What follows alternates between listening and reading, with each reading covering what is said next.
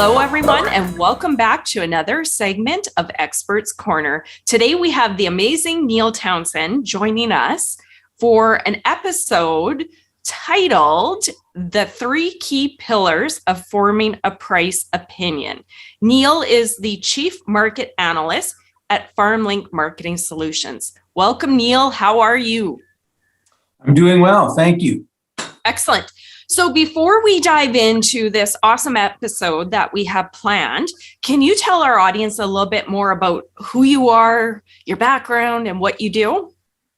Yeah, of course. Thanks, first of all, Tracy, for having me. I'm very happy to be here. I spent basically my entire career doing one thing, communicating with farmers on marketing conditions and price expectations. I've been with FarmLink for about 5 years, leading the analytical team, helping producers reach their financial goals. Our main goal is to manage risk and present marketing opportunities, which ultimately maximize profits for producers.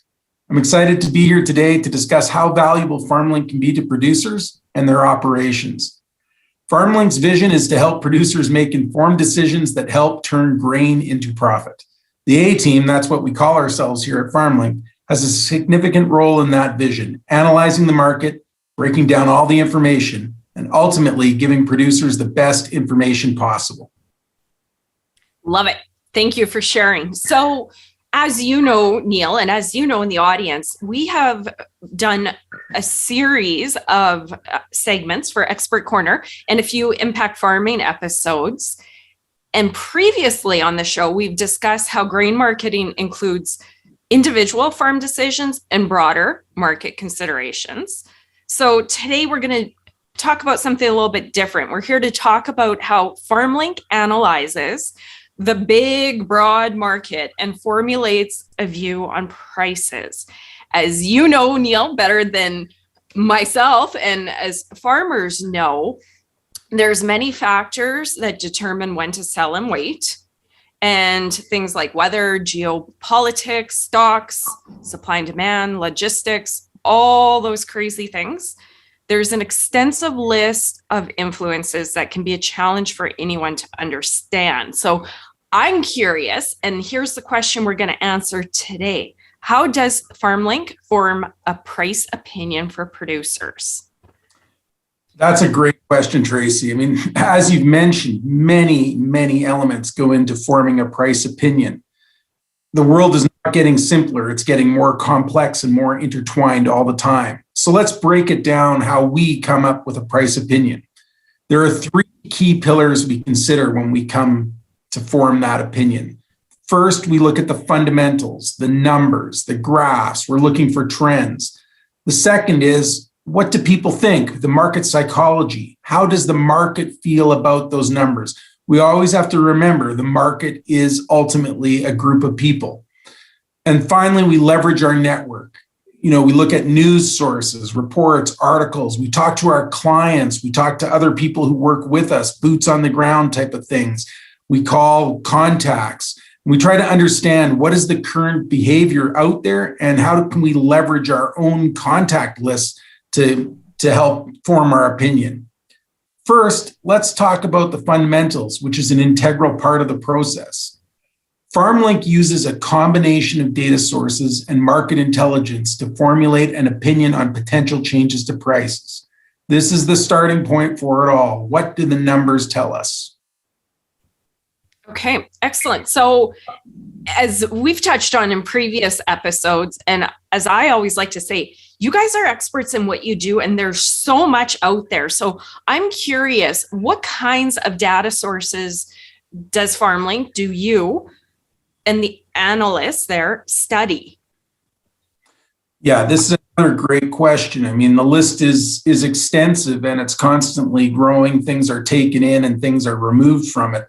And ultimately, sometimes the data doesn't exist and we'd love it to exist. But the FarmLink analysts look at publicly released data and farm-derived data. So stuff that we can get from agencies such as Statistics Canada, the United States Department of Agriculture, the International Grains Council, etc.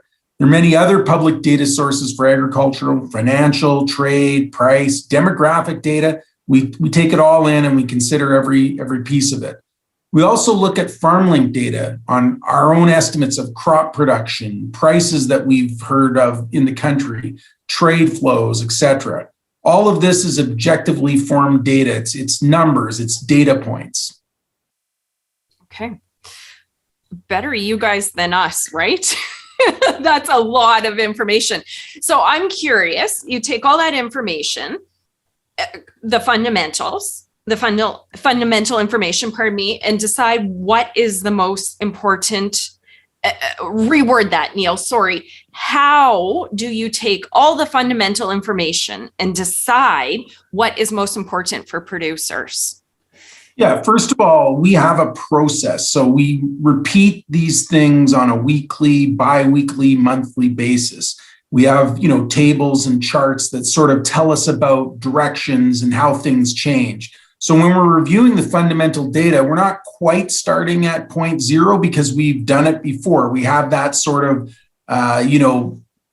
institutional memory, so to speak. Yes, yeah. We're always looking at it because what we want to decide is how are things changing? And in particular, we're looking for magnitude and direction. Magnitude, big, small, direction, up or down. These kinds of things, and relativity, like how did this change compared to last month? So that's how are things changing? Are there any noticeable trends? Are there any unusual trends, things that are different this time around? What about, and then we look at supply and demand, the cornerstones of any of the products that we deal with, how much is there and how much is wanted? Okay. And are there any significant changes from the previous weeks or months or even years? The fundamentals are the building blocks when it comes to forming a price opinion. Think of it as the canvas for doing a painting. This is the base of where it all begins and what everything else is built upon. It's worth remembering there is a lot of data. So at FarmLink, we use GrainFox, which expands the capacity of the FarmLink analytical team when it comes to gathering and interpreting the data. Okay, excellent. So that's the fundamentals. And if the fundamentals are the first pillar, what comes next? Well, the second pillar we look at is market psychology.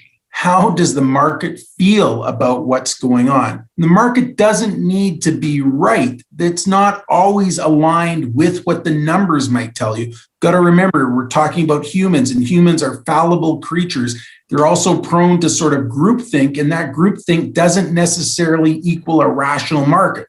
This essentially means, like, how do they feel about it? I would say that this is the paint for our canvas. This is what gives the overall picture some color. And it adds, to what we built in the fundamentals, our viewpoint in the fundamentals. And we have to be willing to sort of go, with a combination of the market psychology and the fundamentals to get towards, an answer to our question of what direction and when our price is going to change. It's a crucial question. How does the market feel? And we want to ask that when we develop the price opinion. This is where emotions may come into play, and we need to talk to our network or get a boots on the ground opinion. We want to know what our network is experiencing firsthand, both locally, nationally, and even internationally. FarmLink has an extensive network across Western Canada of grain marketing advisors who live and work across the prairies. There's a constant feedback loop on local marketing conditions, farmer sentiment, buyer sentiment, and crop conditions. The analytical team gathers this data, gathers these opinions, and uses this insight to enhance our assessment of risks and opportunities. We may ask our grain marketing advisors, what are producers saying? And we want to hear the good and the bad. What are their needs going to be? What are their concerns? What is going well for them and what is not going well? The team collaborates to consider what variables and information from our network may alter the price trajectory now or in the future. FarmLink also gathers information from external contacts about potential market risks and opportunities. I love it. I have always wondered how analysts did their thing and came up with their numbers. This is cool. We're pulling back the curtain and finding out. So, okay, so let's review and going with your analogy. We have the canvas, which is the fundamentals, right? Then we have the paint, which is market psychology. Then what is the paintbrush? What's our next pillar? Yeah, the paintbrush is the final pillar, and that's gathering information from particular sources that we have that go beyond our own employees. It's worth remembering that the world operates beyond numerical data. This includes national and international news and contacts. This is a critical step when determining a price opinion. And this is also where, you can be a little myopic. You can have the horse blinders on. You could be looking, I want to know what the price of wheat is, but there's so many other factors going on in this environment in terms of politics, in terms of, social interactions and different things. So you have to know, like, how is something impacting the price of the crop you're looking at from all these other outside factors. And one way to do that, to cut time, because you cannot be an expert in everything, is to talk to the experts in those areas. So if it's a foreign exchange question that has a potential to dictate the prices, or an interest rate change, or inflation concerns, that's where the team starts to talk to our network of contacts and finds out. We look at stories, we read things. And, you can look at the data and the numbers all day, but what does that mean for producers and buyers around the globe? And the easiest way to find out is to talk to people around the globe, people who work with farmers in other countries, people who are buying grain, people who are shipping grain. We ask ourselves, what is new today and why does this matter to our producers? As much as the fundamental pillar is essential and the second pillar of market psychology talks about the sentiment, this pillar answers the question, so what? This pillar turns the fundamental data and that market psychology sentiment into real life actionable information. The news puts the numbers into words with real life stories. This is a critical step. We need to look at how the data and the emotions create the story. This step is, ultimately how the painting gets completed. You got the paint, the canvas, the paint, and now we put the paintbrush to it and draw a picture of what we think is going to happen. For example, news items may look at what people are buying and selling in the markets, or could look at what's going on in the world, drought, heavy rainfall, drier, wet season, what's happening with transportation. COVID was a big story. What about that? What about conflicts between countries or potential conflicts between countries, either hot conflicts like war type things, or more subtle ones, trade issues, or, border disputes, those types of things, natural disasters, and just any of this stuff can have a direct impact on, price formulation and price opinion. I love it. And, Neil, if you look at the year 2020 and 2021, pretty much everything you just said happened in these last 2 years. Droughts, we have flooding, we have chat of war, we have a pandemic, we have all of that stuff. There's so many outside factors, right? Okay, so I want to switch gears a little bit, and I want to ask you about producers that are looking at smaller crops that might not be as transparent, let's say like lentils. What are your thoughts on that? Well, this is where the system really derives a big benefit for our customers. I mean, there are a lot of crops that we follow that don't have like transparent price discovery in the form of a futures market, or even, there's not a market for some of those things every day of the year. So it takes a little bit more work. Or the market for something that we grow in Western Canada is, there's barely a local market for the product. It's something that we don't really utilize. The market might be in India or China or another country. And this is where, we really have to understand what are the policies that are in place in those countries. Is there something that's dictating market access that, has nothing to really do with the Canadian farmer, but is very important, say, in the Indian parliament, right? And, that's something that we deal with lentils. And how are tastes changing? How are income patterns changing in those countries? What's their supply situation? How are the logistics doing? And this is where, the network that FarmLink has built up over the many years that we've been doing this, where we can phone and we can talk to somebody in India, somebody in China to get this information firsthand. Love it. Okay, so anybody that watches this show, Neil, they know that I'm a huge fan of finding professionals, building our team, because as a farmer, I mean, we already wear a lot of hats, right? And everything you've just said is overwhelming. Sure, they can look at stuff, but what do those numbers need? All the information and contacts you have. So anybody that watches the show, they know I'm a huge fan of finding professionals. And I want to give you guys, a plug for FarmLink. And I want you to chat a little bit about you guys and how FarmLink's 3-pillar approach is different from others out there. So here's plug time for you. I love shining a spotlight on people that do good work and that can help farmers improve their business, right? Yeah, I mean, ultimately, I think FarmLink has devised a systematic approach to, solve a problem. Where are prices going? Is it a good time to sell or a good time to hold? And, we've done that by building a team approach, a team of market and data analysts. We are constantly looking at our own process and saying, where are there gaps? Where are there things that we can solve and do that? And that's a little bit different than people who run, for example, a one-person shop. And we talked earlier in this conversation about how complex the world is. And you mentioned, some of these things have all happened in the last 2 years. And this is where it's difficult if you're just one person to kind of keep up on all of these new streams. And, many of these people, they're excellent at their jobs, but they run into a capacity issue. And this is where FarmLink, when we run into a capacity issue, we try to solve that problem. We say, how can we extend our capacity? And this is the whole process that we're trying to develop with GrainFox. The markets are too vast and constantly changing for one person or even a small team of people to keep up. FarmLink has multiple market analysts. A data team complements the analytical team. This team is developing tools that both assist the market analysts and provide machine learning, artificial intelligence-based solutions. We also have two-way communication with our clients, a network benefit, with information being exchanged both ways. Our grain marketing advisors and clients provide invaluable ground intelligence.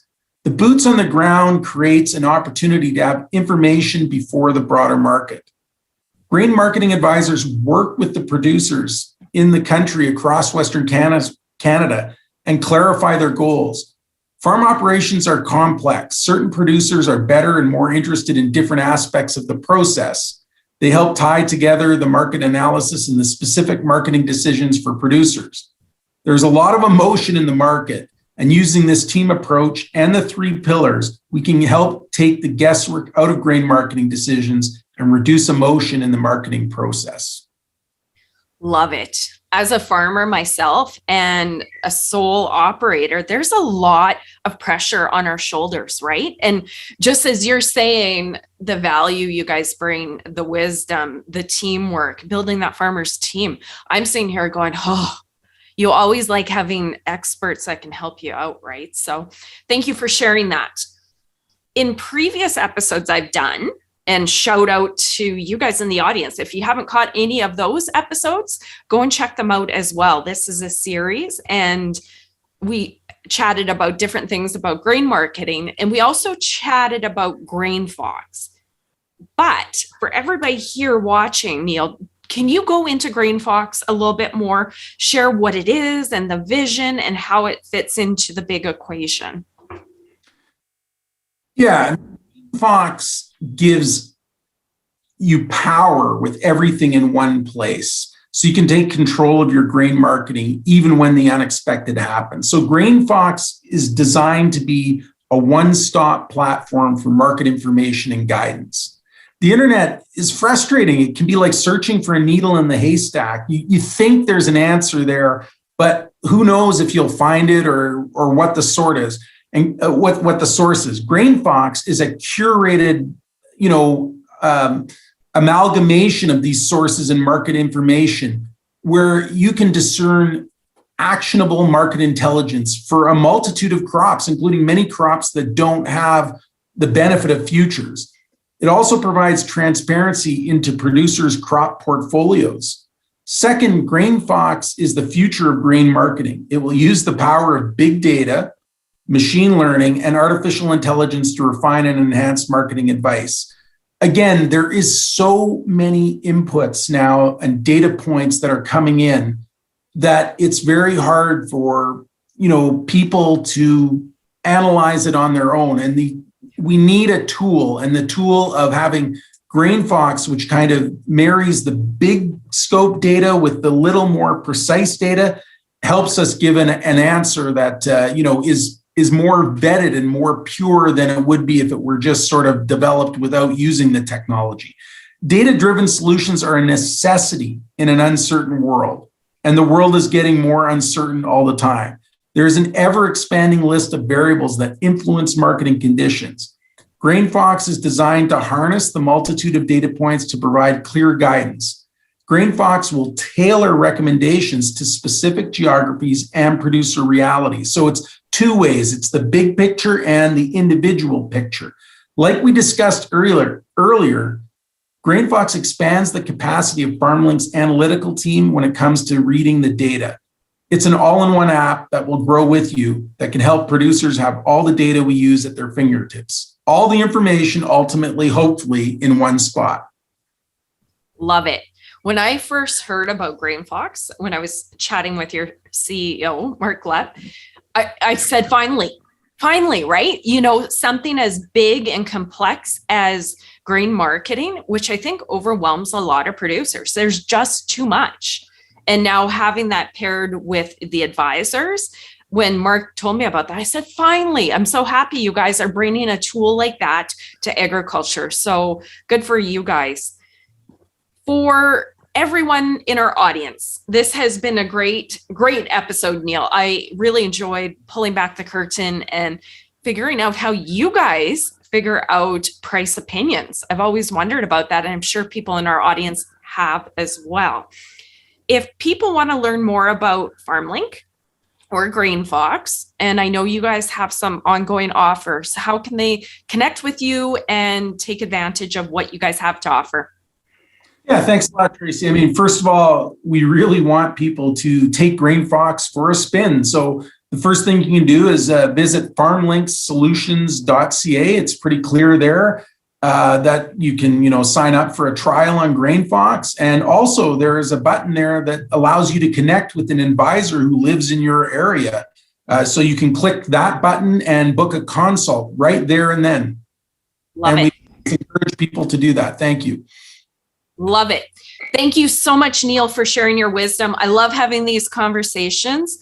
Honestly, at the end of the day, I love what you guys are doing because it aligns exactly with our mission here, help farmers succeed. So thank you for sharing your wisdom, coming on, chatting with us today. I really appreciate it. Thank you very much, Neil. Thank you, Tracy.